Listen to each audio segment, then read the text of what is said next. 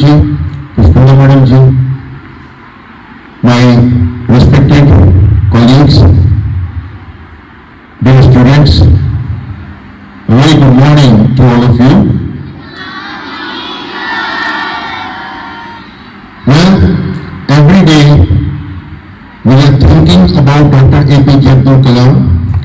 We are talking about his wonderful life lessons that he shares with us. We try to follow the footsteps that he has shown to the entire young generation of our country. Today is his birth anniversary. This is the birth anniversary. 15th October is the birthday of Dr. APJ Abdul Kalam. So today we will remember Dr. Kalam once again. We will remember his life lessons once again. But one thing which is quite clear to all of us, words definitely inspire. Thoughts definitely inspire. But what inspires the most is the actions of an individual. So I would like to share with you a few exemplary deeds which were done by Dr. APJ Abdul Kalam in his life. The other day when we were holding investiture ceremony here, we talked about honesty. There is nothing more important than honesty. So here is an example of the kind of honesty that Dr. APJ Abdul Kalam always believed in and always practiced in his life. Dear students, you also pay attention. Yes, once a function was organized in the honor of Dr. APJ Abdul Kalam. And in that function, Dr. APJ Abdul Kalam was given a gift. And what was that gift? That gift was a grinder. I mean, your mother must be using a mixer grinder at home. So that grinder was given to Dr. Kalam. So Dr. Kalam is never in the habit of receiving any gift from anyone. So therefore he refused to accept the gift. But the organizers forced him to take that gift. उनको force किया कि please आप ये रख लें, इसमें हम सम्मानित महसूस करेंगे. Dr. APJ Abdul Kalam accepted that gift, went home. When he reached home, he prepared a check.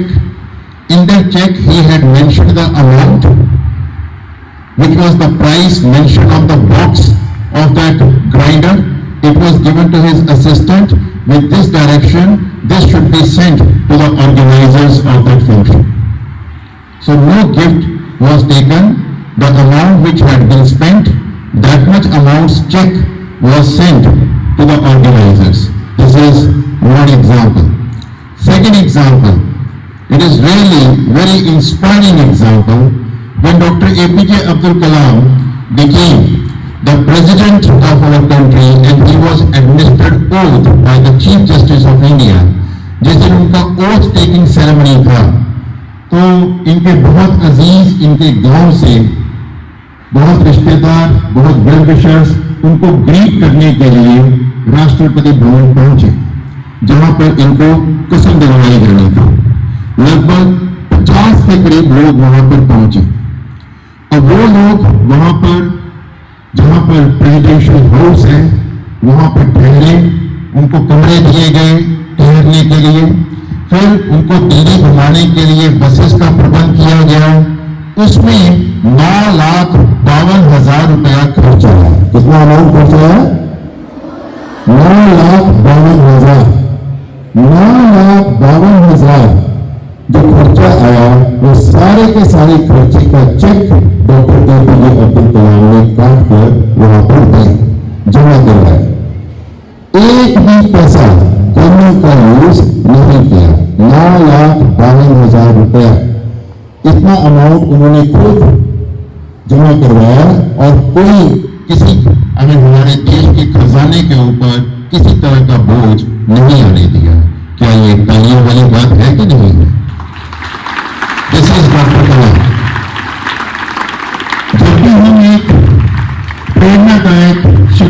की बात करते हैं बच्चों, तो उसमें सबसे बड़ी खूबी जो हम चाहते हैं कि वो है कंपैशन। कंपैशन का मतलब है हमदर्दी।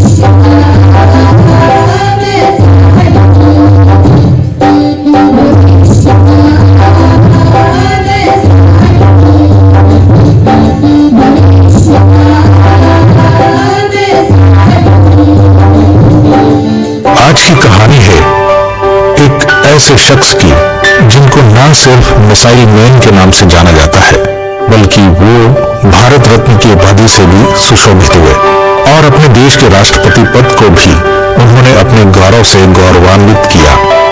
जी हाँ, हम बात कर रहे हैं डॉक्टर APJ अब्दुल कलाम जी की।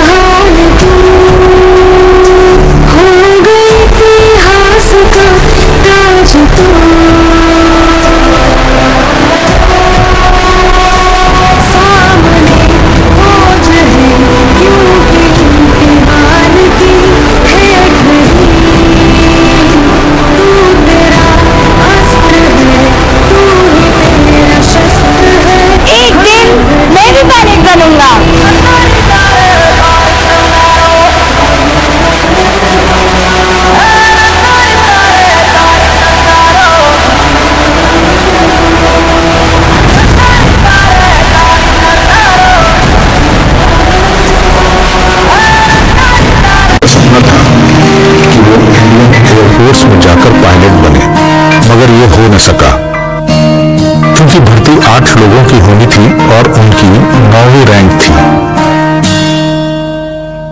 कांधे पे सूरज टिका के चला तू, हाथों में भर के चला बिजलियां, तूफान भी सोचे जिद तेरी कैसी, ऐसा जुनून है किसी ने कहा। चला तू, उड़ता चला तू, जैसे उड़े बेधड़क आंधिया, बहता चला तू, उड़ता चला तू, जैसे उड़े आंधिया। मंजर नया, मंजर नया, मंजर है नया, के उड़ रही है बेधड़क सी आंधिया। हम एक महान अवसर के किनारे खड़े हैं। बड़े काम होंगे तो चैलेंजेस भी बड़े ही होंगे, लेकिन हम यूं हिम्मत नहीं हार सकते। माना कि मुश्किल है सफर पर सो मुसाफिर, ओ कहीं अगर तू रुका तो मंजिल आएगी ना फिर। कदम कदम मिलाए जा, गगन गगन झुकाए जा, रख हौसला कर फैसला, तुझे वक्त बदलना है।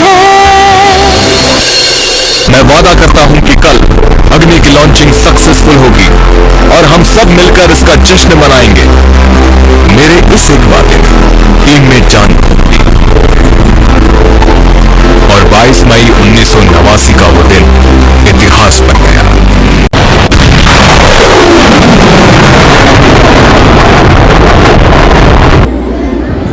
Good morning, everyone. I am Dr. APJ Abdul Kalam. I was born on 15 October 1931 to a Tamil Muslim family in Rameshwaram, Tamil Nadu. I am the youngest of siblings in the family. I had done my schooling at Higher Secondary School in Ramanathapuram and graduation from St. Joseph College. I had done aerospace engineering in 1955. In 1960, I became a member of DRDO as a scientist. In 1969, I joined ISRO and I worked and served the nation by scientific contribution.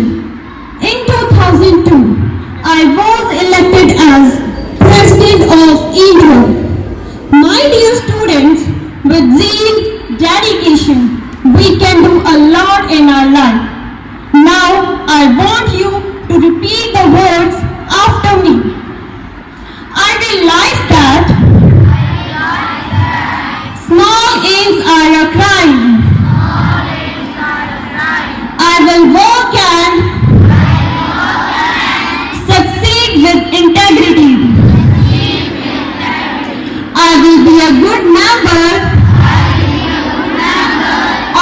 family, society, nation, and world. I will always try to save or better someone's life without any discrimination. I will never get addicted to gambling. I will always remember the importance of time.